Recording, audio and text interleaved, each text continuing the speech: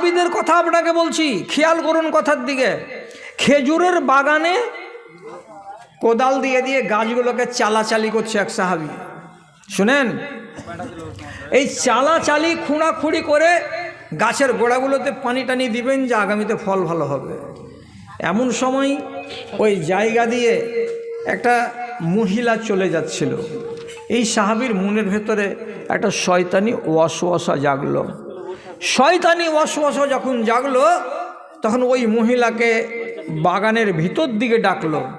মহিলা রাস্তা ছেড়ে দিয়ে বাগানের ভিতর দিয়ে হেঁটে যাচ্ছিল।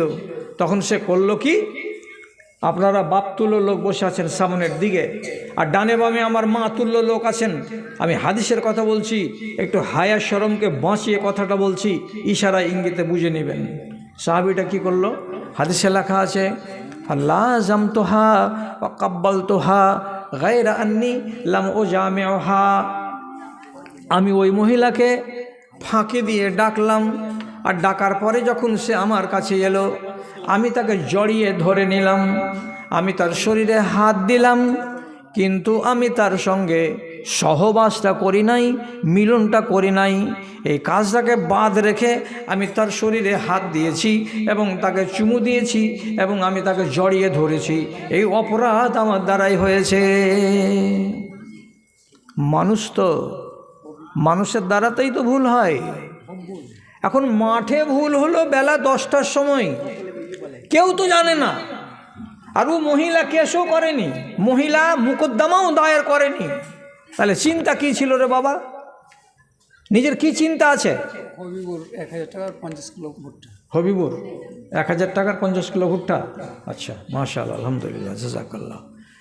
তো চিন্তা তো কিছু নেই তো, তাহলে আর অথচ এই ব্যক্তি অপরাধ যখন হয়ে গেল, তখন ভাবনা লাগলো কি, আল্লাহ এই যে গুনাহটা করলাম, তো গুনাহটা নিয়ে আমি কবরে যাব নাকি? তাহলে তো আমার দুনিয়া শেষ আর আখেরাত শেষ। নিজেকে হালকা করার জন্য সাথে সাথে দৌড়ে এলেন মসজিদে নববীতে। আল্লাহ পাকের রসুলের সামনে এসে বলছেন, আল্লাহ রসুল, আমি একটা বড় গুনাহ করেছি, ফাফআল বি মা শিতা। আপনি আমাকে মারেন তাতেও রাজি, আপনি আমাকে কোড়া বর্ষান তাতেও রাজি, আপনি যেটা শাস্তি দেবেন সেই শাস্তিটা আমি মেনে নিতে রাজি আছি। আমি পাপী, আমি গুনাহগার, আমার ঘাড় থেকে আমি গুনাহটাকে নিচে নামাতে চাই, আপনি আমার গুনাহ নামিয়ে দেন। চিন্তা করেন, রাসূলুল্লাহ বয়ানটা শুনলেন, শোনার পরে তখন বলছেন যে, তুমি কি এখানে এসে মসজিদে নববীতে আমার পিছন দিকে দাঁড়িয়ে কোনো নামাজ পড়েছ? বলছে, জি, আপনার পিছনে দাঁড়িয়ে আমি তো জোহরের নামাজ আদায় করলাম। তখন নবী করিম সাল্লাল্লাহু আলাইহি সাল্লাম তাকে সান্ত্বনা দিয়ে বলছেন, ইন্নাল হাসানাত ইউযহিবনাস সাইয়্যাত। বাবা ধন, একটা মানুষ যদি পাপ করে, আর পাপ করার খানিকক্ষণ বাদে সে যদি অনুশোচনা প্রকাশ করে এবং নিজে লজ্জিত হয়, লজ্জিত যদি হয়, তাহলে আল্লাহ তাআলা তার গুনাহগুলোকে রাখেন না। কেন যে বান্দাটা ভুল করেছে আর করার পরে সে লজ্জিত হয়েছে, আর লজ্জিত হওয়ার পরে আমার কাছে ক্ষমা চেয়েছে, তখন আল্লাহ বলছেন, আমি এই বান্দার উপরে আর নারাজ হয়ে থাকি না, আমি তাকে ক্ষমা করে দেই। তাহলে মানুষটা করলো পাপ, আবার এইখানে এসে কি করছে? মাপ চাইছে। এই জায়গাটাই হলো আপনার জন্য টার্নিং পয়েন্ট। ইস্তেগফার আপনি করুন, তাহলে আপনার কল্যাণ, ঘাট থেকে পাপ নেমে যাবে। আর জানেন, হাবিবুর যেটা বললাম, আব্দুল ওয়াজেদের ছেলে 50 কিলো ভুট্টার 50 কিলো ধান, 50 কিলো ধান দিলাম। আচ্ছা, তো লিখে রাখো, যদি এই কাজ শুরু করি তো এদিক বন্ধ হয়ে যাবে, আর যদি এটা না করি লিখে রাখো, তাহলে এটা খানিকক্ষণ চালাতে পারবো, যেটা খুশি সেটা করো। হ্যাঁ, কি বলছিলাম? গা থেকে পাপটাকে নামাতে হবে, পাপকে ঘাড়ে করে নিয়ে কবরে যাবেন না। আপনি জানেন নমাজটা কত ভালো জিনিস আপনার আর আমার জন্য? আপনি খেয়ালই করেননি জীবনে যে নমাজের ভিতরে দাঁড়িয়ে নমাজটাকে শেষ করতে গিয়ে আমি আল্লাহ তাআলার কাছে 4 বার মাপ চাই। আপনি তো বলবেন এখন, কই, আমার তো মনে পড়ে না, আমি তো 4 বার মাপ চেয়েছি, তুমি বলছো কথাটা, তা আমার তো মনেই পড়ে না যে আমি কখন আল্লাহ তাআলার কাছে মাপ চাইলাম। নমাজ এমন একটা ঔষধ, আপনার সমস্ত পাপকে ধুয়ে দিবে। জি, এটা কথা মনে রাখবেন। কারণ রাসূলুল্লাহ হাদিসে বলছেন, কুমু ইলা নিরানিকুমুল্লাতি আওকাদতুমুহা ফাতফিউহা বিসসালাতে।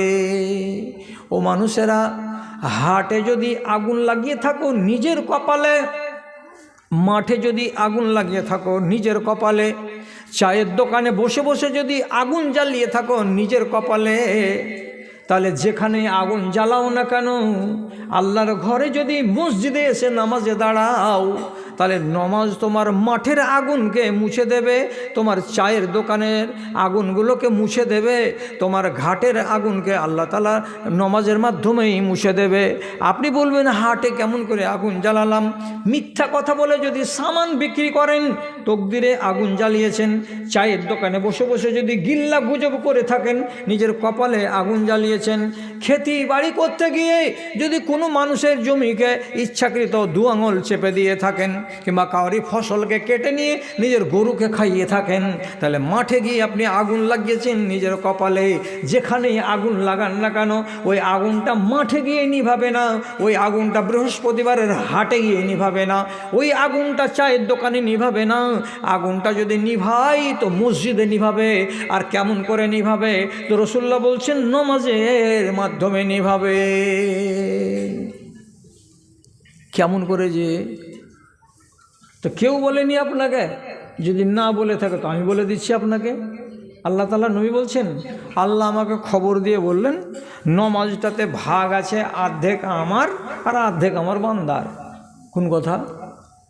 নমাজটা যে এমন ইবাদত, এখানে লাভ আছে 50 কার আল্লাহর, আর লাভ আছে কার? তো 50 বান্দার। তা আপনি তো আপনার কাজও করছেন আল্লাহর কাজের সাথে সাথে। কীরকম কথা বুঝতে পারলাম না? তো ঠান্ডা মাথাতে বুঝেন, আমি বোঝাচ্ছি আপনাকে। শুরু করলেন আলহামদুলিল্লাহ রাব্বিল আলামিন, আল্লাহর হলো। আর রহমানের রহিম, আল্লাহরই তারিফ করা হলো। মালিক ইয়াউমিদ্দিন, এটাতেও আল্লাহর তারিফ করা হলো। ইয়াকা না'বুদু ওয়া ইয়াকা নাস্তাইন, এটাতেও আল্লাহর পুস্তাতে মাটি দেওয়া হলো। চার আয়াত আল্লাহর করলেন। আল্লাহ তাআলা এবার কি বলছেন? বান্দারে, চারটা বার আমার কাজ করে দিলি, তো তোরও তো আধি আছে, তুই নিজের কাজ কিছু করে নে। তখন বান্দা এবার কি করবে? ইয়াকা না'বুদু ওয়া ইয়াকা নাস্তাইন যখন বলা শেষ হবে, তখন এবার কি বলবে? ইহদিনাস সিরাতাল মুস্তাকিম। এটা হলো বান্দার মানেটা কি? আল্লাহ তুমি আমাকে সোজা পথের দিশা দাও। এটা কার জন্য চাইলাম? আমার নিজের জন্য চাইলাম। তারপর আর কি বলছি? সিরাতাল্লাযিনা আনআমতা আলাইহিম, ওই রাস্তাটা দেখাও যাদের উপরে আল্লাহ তুমি এর আগে দয়া বর্ষণ করেছো, ওই সমস্ত লোকেদের রাস্তাটা আমাকে দেখাও। সিরাতাল্লাযিনা আনআমতা আলাইহিম গায়রিল মাগদুবি আলাইহিম ওয়ালাদ-দাল্লিন, যারা গজবে হালাক হয়ে গেছে, যারা গজবে ধ্বংস হয়ে গেছে, ওই মানুষগুলোর রাস্তা তুমি আমাকে দেখাইও না। তো তিনটা দোয়া তোমার নিজের পাতে ভরে নিলা, ভাগ হলো না? হলো না? হলো। একবার ভাগ বসিয়ে নিলাম, এবার রুকুতে গেলাম, সুবহানা রাব্বিয়াল আযীম 3 বার, আল্লাহ তোমার তারিফ করলাম। এবার উঠে গেলাম, দিয়ে বলছেন সামি আল্লাহু লিমান হামিদা রব্বানা লাকাল হামদু হামদান কাসীরান তাইয়িবান মুবারাকান ফি। যতটি দোয়া বললাম সবটি আল্লাহর, আমার কিছু হলো না। আবার সিজদাতে গেলেন, যাওয়ার পরে বলছেন সুবহানা রাব্বিয়াল আলা, সুবহানা রাব্বিয়াল আলা। কার হলো? তো আল্লাহর। এবার আপনি উঠলেন কি বলে? আল্লাহু আকবার বলে। যেমনি একটা সিজদা থেকে উঠে বসবেন, প্রথম সিজদা থেকে উঠার পরে আপনাকে দোয়া বলতে হবে। দোয়াটাতে কি লেখা আছে? আল্লাহুম্মা গফিরলি ওয়ারহামনি ওয়াহদিনি ওয়াফিনি ওয়ারযুকনি। প্রথমেই বলা হয়েছে আল্লাহ তুমি আমাকে মাফ দাও। আল্লাহুম্মা গফিরলি মানে আল্লাহ তুমি আমাকে মাফ দাও। 4 রাকাত নামাজে কয়বার হবে কথাটা? আল্লাহুম্মা গফিরলি কয়বার হবে? 4 বার হবে। তো 4 বার মাফ চাওয়া হয়ে গেছে আল্লাহর কাছে। এবার তাশাহুদে বসে আর তাহিয়াত বলে নিলেন, তারপরে আল্লাহুম্মা সাল্লি আলা পড়ে নিলেন। আর সাল্লি আলা যখন পড়া দুরূদটা হয়ে যাবে, তখন আপনাকে আরেকটা যে দোয়া পড়তে হবে। তখন কি বলেন আপনি? আল্লাহুম্মা ইন্নী যালামতু নাফসি যুলমান কাসীরান ওয়া লা ইয়াগফিরু যুনুবা ইল্লা আনতা ফাগফিরলি মাগফিরাতাম। কি বললাম? ফাগফিরলি মাগফিরাতাম মিন ইনদিকা, আল্লাহ তুমি আমাকে মাপ দাও। 6,000 টাকা দিয়েছি ছেলেটা, মা মারা গেছে অনেকদিন আগে। হ্যাঁ, সাগর বাবার নাম সাগর, আচ্ছা ওর মা মারা গেছে তার জন্য 6,000 টাকা। আব্দুর রহমান। আব্দুর রহমান, আল্লাহ মাগফিরলাহা ওয়ারহামহা ওয়াফিহা ওয়াকরিমনাহা ওয়াসুম নুজুলাহা, আল্লাহুম্মা ইযহা বিল ইলমি ওয়াল হিলমি ওয়াযায়িনহা বিল ঈমানি ওয়াত তাকওয়া ওয়ালা তুরিজা বিল ফিতানি ইয়া রাব্বাল আলামিন, আমিন বিরহমাতিকা ইয়া আরহামার রাহিমিন। তাহলে 4 রাকাত নামাজে 4 বার আল্লাহ আমাকে মাপ দাও। আর শেষ তাশাহুদ আপনি কি বললেন? আল্লাহুম্মা ইন্নী যালামতু নাফসির শেষখানে গিয়ে কি বলছেন? ফাগফিরলি মাগফিরাতান, তুমি আল্লাহ তুমি আমাকে মাপ দাও, মাপ দেওয়ার মতো মাপ দাও। যখন একটা বান্দা নমাজের ভিতরে দাঁড়িয়ে 5 বার যদি আল্লাহ তাআলার কাছে মাপ চাই, 5 বার আল্লাহ তাআলার কাছে মাপ চাই, রব্বুল আলামিনের নবী বলেছেন কোনো বান্দা যদি নমাজে দাঁড়ায় তো ইমাম যখন ওয়ালা জাল্লিন বলে তো এরা বলবে আমিন, আর এদের সাথে সাথে আল্লাহর হাজার হাজার ফেরেশতা বলবে আমিন। ফামান ওয়াফাকা তামিনুহু তামিনাল মালায়েকাতে, যাদের আমিনগুলো ফেরেশতাদের আমিনের সঙ্গে মিলে যাবে, আর একসঙ্গে ফেরেশতাদের আমিন আর বান্দাদের আমিন যখন মিলে মিশে আল্লাহ রাব্বুল আলামিনের কাছে যাবে তো রব্বুল আলামিন এনে বলছেন তোমার সব গুনাহ মাফ হয়ে যাবে। কার দৌলতে? তো ফেরেশতাদের আমিনের বদৌলতে। তো এক ওয়াক্তের নামাজ যদি আদায় করি তো আগে যেটি গুনাহ করেছিলাম সবটি ঘাট থেকে নেমে যাবে। কেন যে 4 বার 5 বার করে আল্লাহর কাছে মাপ চেয়েছি। আর রব্বুল আলামিন বলছেন কোরআন মাজিদে ফাকুল তাস্তাগফিরু রাব্বাকুম ইন্নাহু কানা গাফারা, তোমরা আল্লাহর কাছে মাপ চাও। আল্লাহ তাআলা বলছেন তোমার কাজ হলো পাপ করা, আর আমি আল্লাহ আমার কাজ হলো মাপ করা। তো ঘাট থেকে পাপটাকে নামান। রমজান মাস তো চলে যাচ্ছে, এই মাসে আপনাকে একটা সুযোগ নিতেই হবে। আর এই সুযোগে আপনি কি করবেন? নিজের কাঁধ থেকে নিজের ঘাট থেকে পাপটিকে সমস্তকে নামিয়ে নেবেন।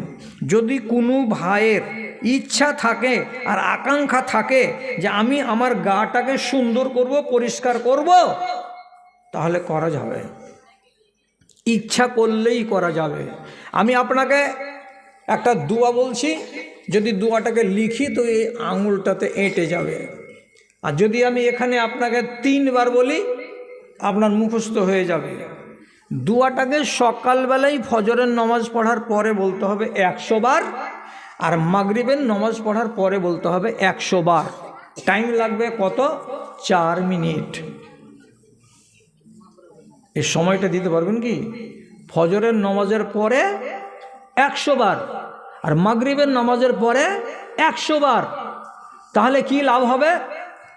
তো রাসূলুল্লাহ বলছেন হাত্তাত খাতায়াহু ওয়াইন কানা মিসলু জাবাদিল বাহারে, ওই লোকটার গুনাহকে মাফ করে দেওয়া হবে। কতটি গুনাহ? সমুদ্রের কিনারায় ফেনা জমে 2 হাত মোটা হয়ে 3 হাত মোটা হয়ে কত দূর জমে? তো 30 কিলোমিটার, 40 কিলোমিটার, 50 কিলোমিটার দূর এলাকা নিয়ে সমুদ্রের কিনারায় যত ফেনা থাকে, তোমার বান্দা তোমার যদি গুনাহ সমুদ্রের ফেনার সমানও হয় তো আমি আল্লাহ এই দোয়াটার বদৌলতে তোমার সব গুনাহকে ধুয়ে দেব, মুছে দিব, সাফ করে দিব, তোমার গায়ে গুনার লেশ মাত্র থাকবে না। কত ফজিলত দোয়াটার! যার মুখস্থি আছে তো তার আছে আলহামদুলিল্লাহ, আর যার মুখস্থি নাই আমি 3 বার বলছি, মুখস্থি করে নেন। দোয়াটা কি? সুবহানাল্লাহি ওয়া বিহামদিহি সুবহানাল্লাহিল আযীম। ভারী আছে কি? সুবহানাল্লাহি ওয়া বিহামদিহি সুবহানাল্লাহিল আযীম, সুবহানাল্লাহি ওয়া বিহামদিহি সুবহানাল্লাহিল আযীম।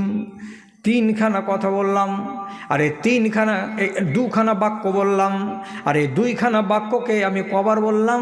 সকালে 100 বার আর বিকালে 100 বার। তাতে যদি আমার গাটা তুলসী পাতের মতো হয়ে যায়, জমজমের পানি দিয়ে ধুয়ে নেওয়ার মতো পরিষ্কার হয়ে যায়, তো আমাদের মতো পাপিতাবি মানুষগুলো এই আমলটা কেন করবে না রে দাদা? কেন করব না?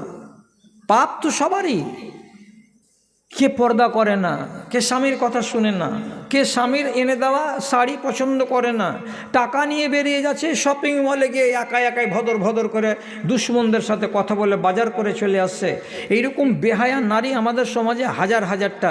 কেউ বেপর্দা হয়ে চলে যাচ্ছে বরযাত্রী সেজে সর্দারের বেটার বিয়েতে, অথচ মেয়ে ছেলে যাওয়ার কোনো নাম গন্ধ হাদিসের পাতাতে নেই, তারপরেও বেহায়া হয়ে চলে যাচ্ছে। তো এগুলো যে গুনাহ আছে, আপনার যে হাজার হাজার গুনাহ পড়ে আছে, এগুলো সব থেকে যদি আপনাকে মুক্তি নিতে হয়, তাহলে প্রত্যেক দিন আপনাকে নিজের গাটাকে ধুইতে হবে। কি দিয়ে ধুবো? তো দোয়া দিয়ে ধুয়া। জি, যদি বলেন আমার দ্বারাই হবে না যে মুনি সাহেব, আমার গুনাহ খাতা একটু বেশি আছে, তো বেশি গুনাহ খাতা থাকতে গেলে ফেরেশতার সাহায্য নেন। কার সাহায্য? ফেরেশতার। ফেরেশতা যদি আপনার জন্য দোয়া করে দেয় তো করলেন। আপনি বলবেন যে আমার মতো মানুষের জন্য আল্লাহর ফেরেশতা কেন দোয়া করবে? করবে। আমি আপনাকে বলছি আল্লাহর ফেরেশতা আপনার জন্য দোয়া করবে, যদি আপনি কথাটা মানেন আর কথাটা শোনেন। কে মানবে? দুঃখ করে আমি অনেক জায়গাতে বলেছি, হ্যাঁ, বলবো কারে শুনবে কে রে, বলবো কারে শুনবে কে রে, আছে কাহার জিন্দা প্রাণ, দেহখানি মরে গেছে খাড়ো আছে দুটো কান, দেহখানি মরে গেছে খাড়ো আছে দুটো কান। আলেম ওলামাদের কথা শোনার মতো লোক দুনিয়াতে বেঁচে নাই। যদি বেশি বেশি শুনে তো জুমার খুতবাটা শুনবে, আর শোনারই লোক আছে কিন্তু মানার একটা লোক নাই। ফেরেশতার সাহায্য নেবেন। ফেরেশতা যদি আপনার হয়ে দোয়া করে দেয়, বাস আপনার কল্যাণ। যে নিব ফেরেশতার সাহায্য কেমন করে নেব মাওলানা? তো আপনাকে একটা ছোট্ট আমল বলছি, পারলে করেন, না পারলে না করেন। আমি তো আপনাকে জোর জবরদস্তি করতে আসিনি। রাসূলুল্লাহ বলছেন, মান বাতা তাহিরান, কোনো মানুষ সারাদিন নমাজ রোজা কতটা করলো না তার ব্যাপার। ইশারের নমাজের পরে খানা টানা খেয়ে দে, যখন ঘুমাতে যাবে তখন ধরে নেন এশা নামাজের পরে আধা ঘন্টা 1 ঘন্টা সময় এদিক ওদিক করে দেওয়ার পর যখন ঘুমাতে যাবে, তখন তাকে একটা কাজ করতে হবে। কাজটা কি? ওযু করে ঘুমাতে হবে, ওযু করে বিছানায় যেতে হবে। আপনি যদি বলেন ওযু আছে বলে সাহেব, ফের ওযু করতে হবে। ওটা নামাজের জন্য ওযু করেছিলেন, ওযুটা আছে কি না আছে মনে নেই, ওযু করে নেন। আপনি বলবেন নামাজ পড়তে হবে নাকি? না, নামাজ পড়তে হবে না। আপনি নামাজের জন্য ওযু করছেন না, ওযুটা করলেন, করার পরে নিজের বিছানাতে শুয়ে যান। তবে শর্ত হলো 1 নম্বর, বিছানাতে যেন কোনো ছোট ছেলেপিলার কোনো পিশাব না থাকে। আপনাদের নিজেদের স্বামী স্ত্রীর কোনো রকমের কোনো ধরনের ওইখানে যেন না পাকি বিছানাতে যেন না থাকে, বিছানা যেন পাক হয়। এবার আপনি অজু টজু করে শুয়ে গেলেন, শুইবার কারে আদবটা মেনে শুইতে হবে। কেমন আদব? হাতের তালুটা ডান হাতের ডান গালের উপরে দিতে হবে। প্রথমেই আপনাকে ডান দিকে বালিশে মাথাটাকে এমনি করে কাত করে রেখে ঘুমাতে হবে। আর ঘুমাবার আগে তারপরে আপনাকে দোয়া পড়ে নিতে হবে। 1 নম্বর দোয়া, ঘুমাবার দোয়া। বলুন আগাদিকার লোক, কি দোয়া বলে ঘুমাবো? কি দোয়া বলে ঘুমাবো? চালা করেন। এই মৌলবীরে চালা করবেন, আপনি চালা করবেন না? এ দামাইপুরটা কোথা, কোন গ্রাম এটা? ইরফান মৌলবীর টোলা গ্রাম নয় এটা? এই আরে না, ইরফান মৌলবীর দেশ কি না? মালদহ জেলার নাম করা আলেমে দিন, সেই গ্রামের লোক। ডালপালা হয়ে গেছে, ভাগযোগ হয়ে চলে এসেছেন এখানে নতুন দামাইপুরে। কেন? আপনি ঘুমাবার কালে আপনাকে কি বলতে হবে? আল্লাহুম্মা বেইসমিকা আমুত ওয়াহিয়া। দোয়া পড়া হলো, এই দোয়াটা তো পড়লেন কমন সাধারণ দোয়া। সাধারণ দোয়া কার মনে আছে? আল্লাহ। 100টা লোকের ভিতরে 10টা 20টা 30টা লোক আছে যে ওর খাইনির চুটপুটি যতক্ষণ আছে ততক্ষণ আর দুনিয়াতে উমাইতে আছে, আর যখন খাইনি ঠান্ডা হবে তখন কখন দিন চলে আসবে। ও দোয়া পড়বে কি? পড়বে না। 20টা ছেলে এমন আছে পাবজি গেম খেলতে খেলতে কখন দিন চলে এসছে, ওকে দোয়া পড়বে? ও দোয়াই তো পড়বে না। 20টা লোক এমন আছে যে গাঁওয়ার, ও কোনো দোয়াই শিখেনি দুনিয়াতে, জীবজন্তুর মতন খাইছে আর 5 তলাতে যায় ঢালছে। দুয়া প্রত্যেক জায়গাতে আছে। আপনি আল্লাহুম্মা বিইসমিকা আমুতু ওয়া আহইয়া দোয়াটা পড়লেন, এটা হলো কমন দোয়া। আর তারপরে যেটুকু আমল বলছি, ডান হাতটাকে ডান গালের উপরে দিয়ে বালিশে ডান দিকে মাথাটাকে রাখতে হবে আগে। তারপরে নিদ্রা যখন চলে আসবে, বামে হোক নেই ডানে হোক নেই, যেদিকে মন সেদিকে হোক, আর ওই শুয়ে যাওয়ার পরে এটা দোয়া যখন পড়া হয়ে গেল, তারপরে আর একটা দোয়া বলতে হবে। যদি মুখস্থ না থাকে, জামাল উদ্দিন মুলবিকে কালকে বলবে যে তোমার মাওলানা বলে দিয়ে গেছে, তুমি দোয়াটা লিখে দাও। এই দোয়াটা কি বলতে হবে? আল্লাহুম্মা কিনি আযাবাকা ইয়াউমা তাবআসু ইবাদাকা, আল্লাহুম্মা কিনি আযাবাকা ইয়াউমা তাবআসু ইবাদাকা। একবার যদি দোয়াটা বলে নেওয়া যায়, রাসূলুল্লাহ বলছেন কিয়ামতের দিন হাসরের ময়দানে তুমি দাঁড়িয়ে থাকবে, তো তোমার পাগুলো এলোমেলো হবে না, টলমল টলমল করবে না, যেদিক সেদিক তুমি পড়ে যাবে না, স্থির হয়ে দাঁড়িয়ে থাকতে পারবে। এই দোয়াটার এত ফজিলত আছে, এটা বলে নেবেন। আর নেওয়ার পরে এবার আপনি ঘুমিয়ে গেলেন, যখন ঘুমিয়ে যাবেন তখনও লাভ আপনার। কি লাভ? ওযু করে ঘুমিয়েছেন, তার জন্য রাসূলুল্লাহ বলছেন মান বাতা তাহিরান বাতা ফি শিআরিহি মালাকুন। আপনি কম্বলটাকে টেনে নিলেন, মাথাটাকে ঢেকে নিলেন, আর নেওয়ার পরে ঘুম দিয়ে দিলেন। যখনই রাতের বেলায় একবার আপনার ঘুমটা ভাঙবে, কারণে ভাঙুক কিংবা অকারণে ভাঙুক, পিশাবের জন্য ভাঙুক কিংবা পায়খানার জন্য ভাঙুক, কট ঘুরবার কালে যদি ভেঙে যায়, তো যতবার আপনার ঘুম হালকা হবে ভাঙবে, ততবার আপনার ল্যাপের তলাতে রব্বুল আলামিনের পক্ষ থেকে একটা ফারিস্তাকে নিযুক্ত করে দেওয়া হয়, আর তাকে বলা হয় এরে ফারিস্তা, যতক্ষণ পর্যন্ত তার কানে হাইয়া আলাল ফালা ফজরের আজান না ঢুকবে, ততক্ষণ পর্যন্ত তার কম্বলের ভেতর থেকে বের হতে পাবি না। আর যতবার করে আমার বান্দা জাগবে, ততবার করে তোমাকে বলতে হবে আল্লাহুম্মা গফির লি আবদিকা ফুলানুন, এ আল্লাহ তোমার অমুক বান্দাকে মাফ করে দাও, যে বান্দার ল্যাপের তলায়, যে বান্দার কম্বলের তলায় আমাকে তুমি ডিউটি দিয়েছো, আর আমি এখানে জেগে বসে আছি। আল্লাহর ফারিস্তা যদি রাতের বেলায় 4 বার অন্তত 5 বার অন্তত আপনার জন্য বলে দেয় আল্লাহ তুমি একে মাফ করে দাও, আল্লাহ তুমি একে মাফ করে দাও, আপনার তকদির চমকে যাবে রে দাদা। আপনার গুনার কোনো বংশ থাকবে না, গাটা আপনার পরিষ্কার হয়ে থাকবে। পানির গায়ে যেমন দাগ নেই, তেমনি আপনার গাটা একবারে দাগ মুক্ত হয়ে থাকবে। মানো তো মানো, না হয় পা দিয়া সান, মানো তো জড়ি, না মানো তো বনের খড়ি। কি গুনাহগার দুনিয়াতে বেশি আছে, পাপী লোকের সংখ্যা দুনিয়াতে বেশি আছে, নেককার লোকের সংখ্যা দুনিয়াতে কম আছে।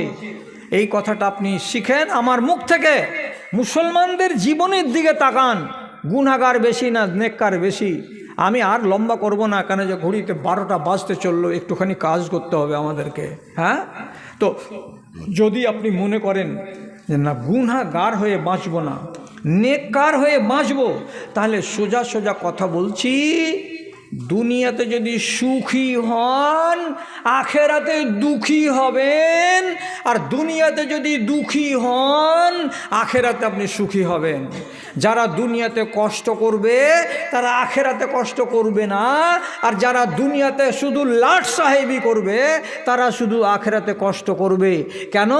আজকের জালসার শেষ কথা, দুনিয়া হলো দুটা আর আল্লাহর নিয়ামত হলো দুটা, একটা হলো সুখ আর একটা হলো দুঃখ।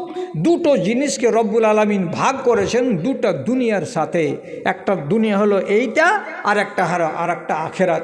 দুনিয়া এবং আখেরাত, তো মশলাটা কি? এই দুনিয়াতে যদি আপনি দুঃখী হয়ে থাকেন আখেরাতে আপনি সুখী হবেন, আর এই দুনিয়াতে যদি আপনি খুব সুখী হয়ে থাকেন আখেরাতে আপনাকে দুঃখী হতে হবে। বুঝতে পারলাম না? এই দুনিয়াতে আপনি দুঃখী মানে কি? দুঃখী মানে হলো এই, চোখে টাটি দিয়ে আছি, যেটা মন সেটা দেখি না, কানে টাটি দিয়ে রেখেছি, যেটা মন সেটা আমি শুনি না, মুখে টাটি দিয়ে রেখেছি, যেটা মন সেটা আমি খাই না এবং কথা বলি না, এবং আমি আল্লাহর আইনকে মেনে চলেছি, আমাকে কষ্ট করতে হবে। কেমন কষ্ট করতে হবে? ফজরের বেলায় শীতের দিনে জানুয়ারি মাসে অজু বানাতে হবে, নামাজ পড়তে হবে, এটা হলো কষ্ট। যারা এই দুনিয়াতে কষ্ট করে নিবে তারা ওই দুনিয়াতে আরাম করবে, আর যারা এই দুনিয়াতে আরাম করে নিবে তার কপালে কষ্টটা বাকি থেকে যাবে। তার জন্য বলছি, এই দুনিয়ার দুঃখে আছে ওই দুনিয়ার আলো। দুঃখে যারা হার মানে না তাদের হবে ভালো রে, তাদের হবে ভালো। আল্লাহ ধরে ধন্য হারে জীবন কর সফল। তুই দুনিয়াতে মানুষ হয়ে কেন এলি বল? তোর আমলে যা আভাস মিলে যাবি রসার তল রে, যাবি রসার তল। তুই যেমন খাস রে নাদান পশু তেমন খাই, বন্দেগি না থাকলে দুয়ে কোনো তফাৎ নাই রে, কোনো তফাৎ নাই। কথাটা মোর উচিত কিনা সত্যি করে বল? তুই দুনিয়াতে মানুষ হয়ে কেন এলি বল? শ্রেষ্ঠ হয়ে জন্ম লয়ে লজ্জা নেই যে তোরে, শ্রেষ্ঠ হয়ে জন্ম লয়ে লজ্জা নেই যে তোরে। ভণ্ডামিতে মন পেতেছিস, ইমান নেই তোর ঘরে রে, ইমান নেই তোর ঘরে। রোজ হাসরের কঠিন দিনে খাটবে না তোর ছল, রোজ হাসরের কঠিন দিনে খাটবে না তোর ছল। তুই দুনিয়াতে মানুষ হয়ে কেন এলি বল? তোর আমলে যা আভাস মিলে যাবি রসার তল রে, যাবি রসার তল। আল্লাহ আপনাদের হায়াতটাকে বাড়িয়ে দিন। এই রমজান মাস থেকে আপনাদেরকে উপকৃত হওয়ার আল্লাহ তাআলা সুযোগ দিন। এবং ইস্তেগফারটাকে আর 3টা দিন বাকি আছে, এশা নামাজের পরে একা একাই মুসাল্লাতে বসে বসে আমলটা করেন। আর 2-3টা দিন আমার বাপজানেরা ভাইজানেরা ফজরের নামাজের পরে আর মাগরিবের নামাজের পরে সুবহানাল্লাহি ওয়া বিহামদিহি সুবহানাল্লাহিল আযীম এই ওয়াজিফাটা পাঠ করেন। 1 বছরের মতো গাটাকে পরিষ্কার করে নেন। তারপরে আবার শুরু হবে রমজানের পর শাওয়াল থেকে আপনার নতুন বছর। তারপরে ফের আবার দেখা যাবে আপনি কি করলেন আর আপনি কি করলেন না। কথাটা মনে যেন থাকে।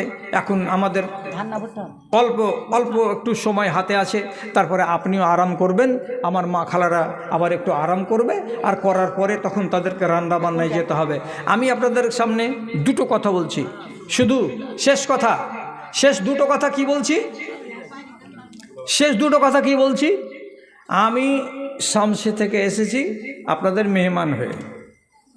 আগে যারা যারা দিয়ে দিয়েছেন ভালো কথা দিয়ে দিয়েছেন, অসুবিধা নেই। এখন আমার হাতে আপনাকে শুধু হাজিরি দিতে বলছি আল্লাহর ওয়াস্তে।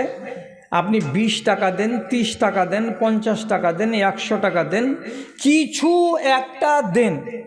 আমার হাতখানে আসুক, আর হাতখানে আপনার হাত আমি ঠেকাই, একটু দোয়া করি।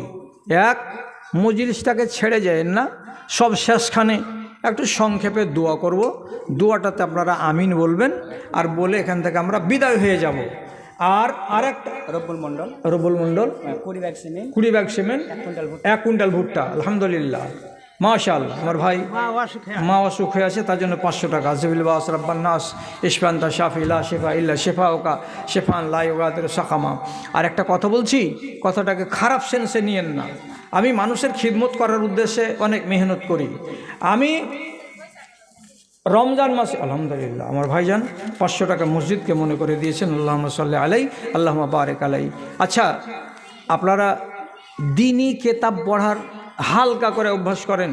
ছোট ছোট কিতাব, এই মোটা মোটা কিতাব 400-500 টাকা দিয়ে কিনতে পারবেন না। ছোট ছোট দ্বীনি কিতাবগুলোকে মাঝে সাঝে একাধ করে বাজার থেকে নিয়েন, ইমানগুলো ভালো থাকবে।